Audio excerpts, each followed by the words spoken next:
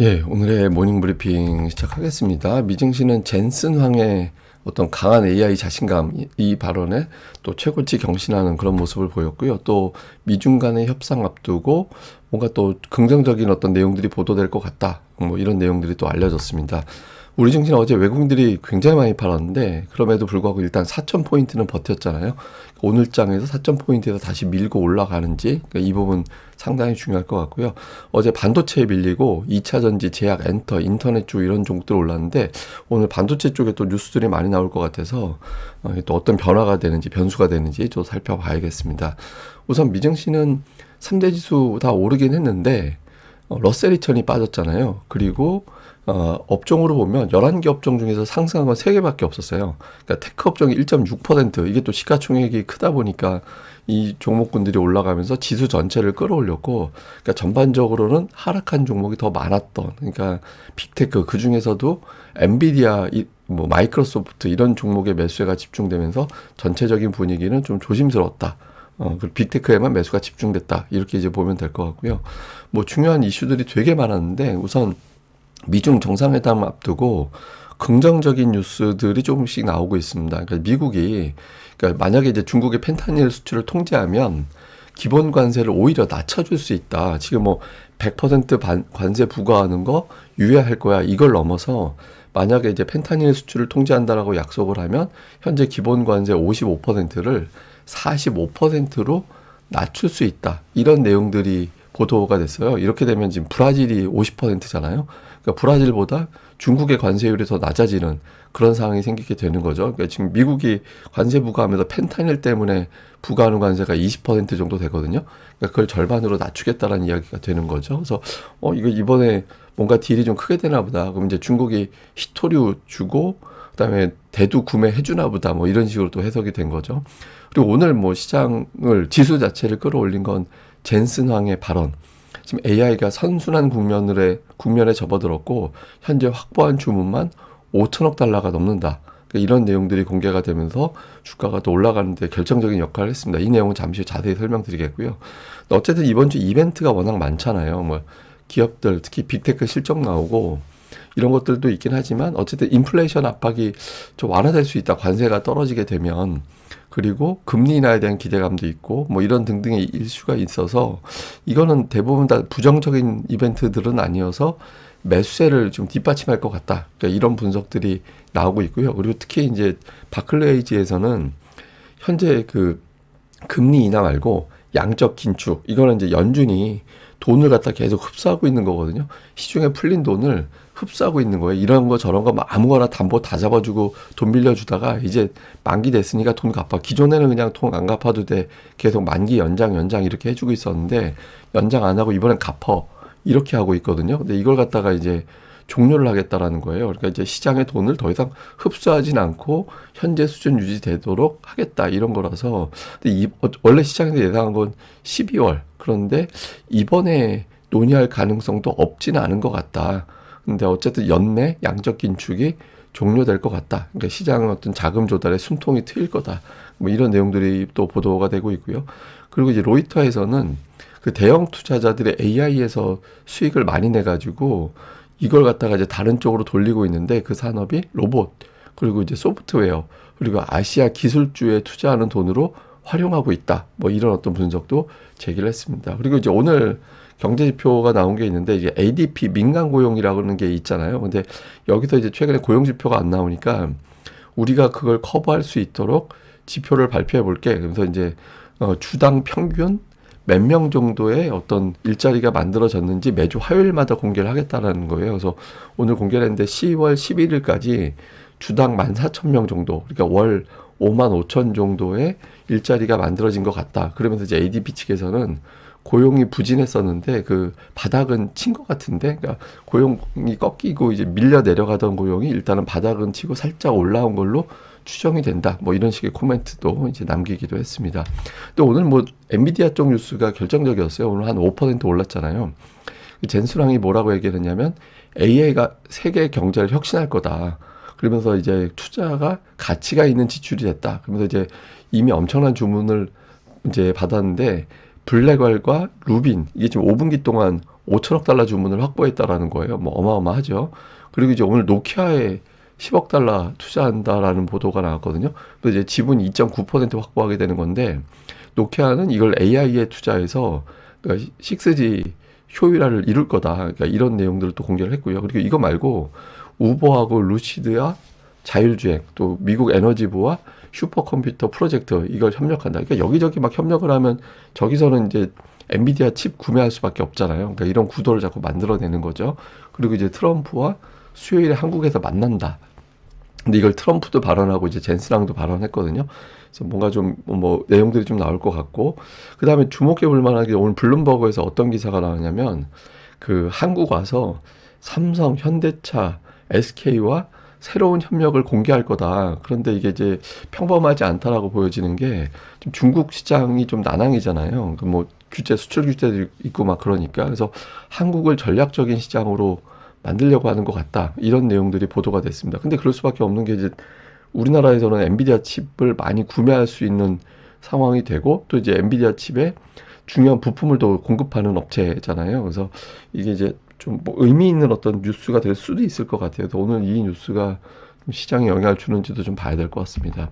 뭐 엔비디아 5% 올라갔고요. 마이크로소프트 2% 올라갔는데, 오픈 AI 관련해서 이게 이제 그 공익재단 뭐 이런 재단 관련된 이슈가 좀 있잖아요. 근데 어쨌든 지분 27%를 확보하게 된 거, 가치로 치면 1,350억 달러 정도의 지분 가치를 인정받게 됐거든요. 그래서 뭐 이런 것들과 이제 뭐 등등의 어떤 뉴스 이런 것들이 이제 올라가서 시가총액 4조 달러 넘겼고, 애플도 장중에 이제 총 4조 달러 넘어갔었는데 뒷부분에 이제 밀려서 이제 4조 달러 살짝 아래로 내려왔습니다. 근데 오늘 근데 하락한 업종이 더 많았어요. 그러니까 하락한 업종이 더 많아가지고 전체적으로는 뭐 엔비디아, 브로드컴, 마이크로소프트, 테슬라 이 정도 아니었으면 사실상 지수는 아마 하락했을 겁니다. 그래서 미국도 이제 좀 조심스러웠던 장이었다.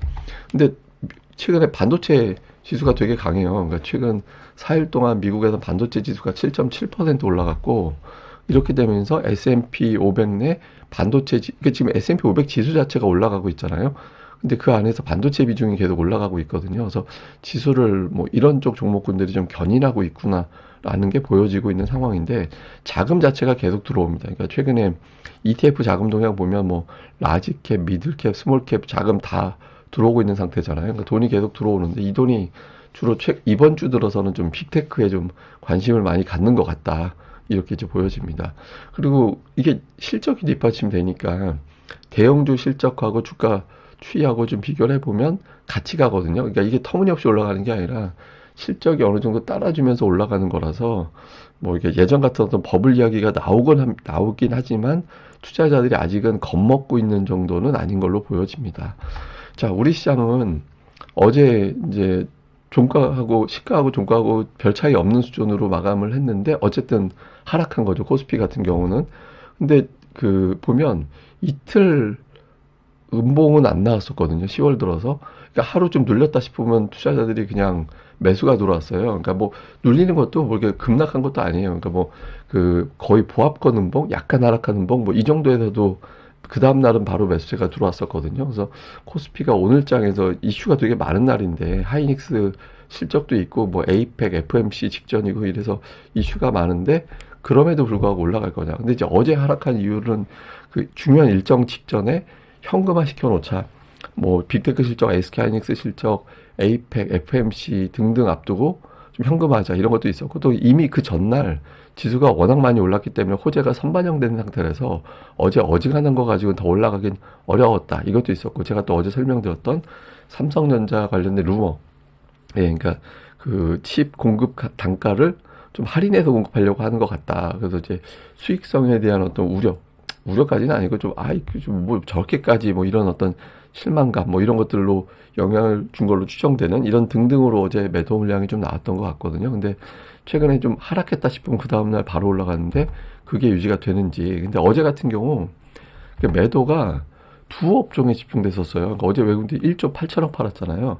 근데 전기전자 1조 4천억, 운송장비 4,500억. 그러니까 이제 두 종목군 빼면 또 대량으로 매도한 것도 별로 없었어요. 그 다음에 뭐 금융업종 매도 나오긴 했는데 한 900억 정도면은 적은 매도는 아니지만 그렇다고 던져버린 건 아니잖아요. 그래서 어제 이 두 업종에 유난히 매도가 집중됐었는데, 그래서 이게 이제 오늘장에서는 전기전자, 특히 SK 하이닉스 실적 보고 이게 풀리게 되는지, 어제 하이닉스만 1조 3천억 팔았거든요. 그래서 그러니까 여기서 만약에 매도가 안 풀리면 이거 뭔가 좀 외국인들 추세가 좀 바뀌는 건가? 어제 뭐 루머 때문에 한머니만 일시적으로 매도한 게 아니었나? 이렇게 의심이 될 수 있기 때문에 오늘장에서 이 변화 좀 체크를 해봐야 될 것 같고요. 그 다음에 이제 코스닥은 어제 그 와중에서도 플러스가 났는데 시가총액 상위 종목군들이 역할을 좀 했거든요. 뭐 2차전지, 다음에 이제 일부 제약바이오 종목군들. 근데 제약바이오는 어제 종목들별로 엇갈려서 어제는 이제 2차전지하고 뭐 최근에 이제 엔터주가 또 추세가 좀 괜찮았죠. 그러니까 이런 종목이 지수를 지탱해주고 소부장은 엇갈리고 제약주도 엇갈리고, 그러니까 이런 구도였거든요. 대형주 내에서는.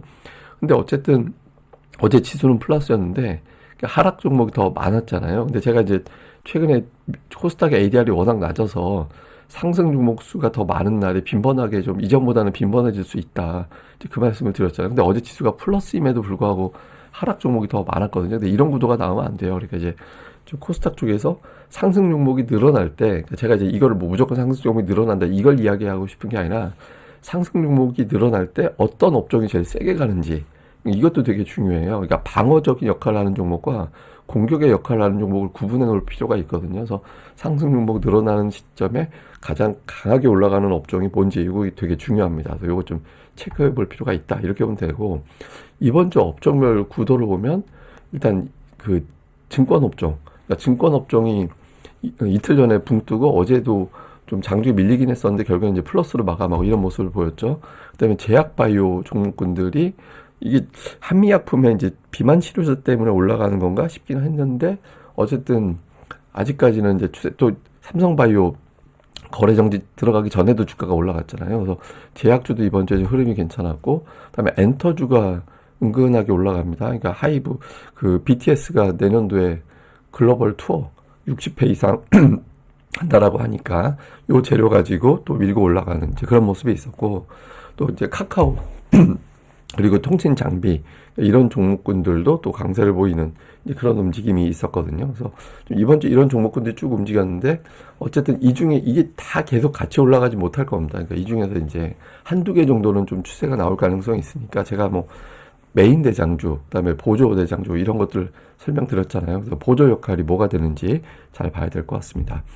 자, 정리를 해보면 빅테크 실적이 이제 나오게 됩니다. 특히 이제 우리나라에서 오늘 SK 하이닉스 실적이 나오게 될 텐데, 그리고 오늘 미국에서는 또 엔비디아 이슈가 있었고, 그 AI 관련된 종목군들의 어떤 반응이 어떻게 나오는지 우리 증시에서 이거 좀 봐야 될 거고, 스토리 자체는 10월에 금리 내리고 12월에 또 내리고, 그때 이제 양적 긴축도 종료가 되고, 그러니까 이런 스토리가 만들어지고 있거든요. 그러니까 이게 돈이 계속 들어올 수 있는 환경이긴 해요. 근데 이제 이게 어떤 업종으로 반응하는지가 중요하잖아요. 특히 이제 SK하이닉스 실적이 나오게 될 때 그 실적 발표 이후에 이제 외국인들이 최근에 좀 매도하고 있었는데, 그 외국인 투자자들이 그걸 오히려 이제 계기로 이제 매도가 멈추게 되는지, 요것도 되게 중요하고, 그리고 이제 코스닥 쪽은 업종별로 한 바퀴 다 돌았거든요.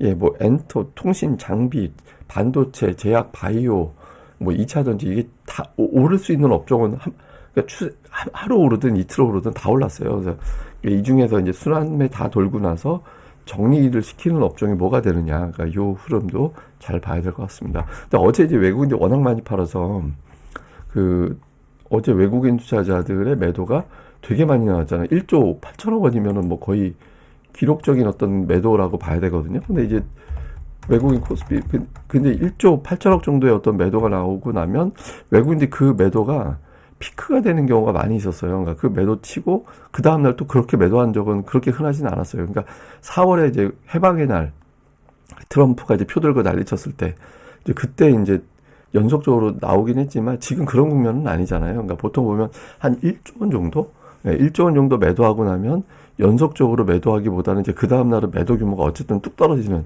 그런 모습이 있었거든요. 그래서 오늘 장에도 그런 움직임이 나와야 되는데, 오늘 만약에 1조 원 이상 또 매도를 하게 되면 투자자들이 4,000포인트 돌파를 오버슈팅으로 보게 될 가능성이 있습니다. 그러니까 될 수 있기 때문에 또, 근데 여기서부터 이제 외국인들 매도가 진정이 되고, 외국인들이 그동안 선물 매도를 되게 많이 해놨기 때문에 이제 선물 매도력이 별로 없거든요. 그러니까 여기서부터 제일 좋은 시나리오는 이제 매수로 바뀌고 선물도 역시 매수로 바뀌면서 대응주 끌어올리는 그런 국면으로 가는 게 제일 좋죠. 이제 그렇지 않게 되면 이제 치고받고 하는 자리로 바뀌게 되거든요. 그래서 외국인 투자자들의 동향, 선물 옵션 다 포함해서 좀 집중을 해봐야 될 것 같습니다. 예, 그럼 또 오늘 하루 또 잘 보내시고요. 저는 다음에 뵙겠습니다. 그리고 항상 말씀드리지만 이왕 보신 김에 예, 구독하기 꼭 좀 눌러주시고요. 그리고 좋아요도 또 많이 부탁드리겠습니다. 예, 감사합니다.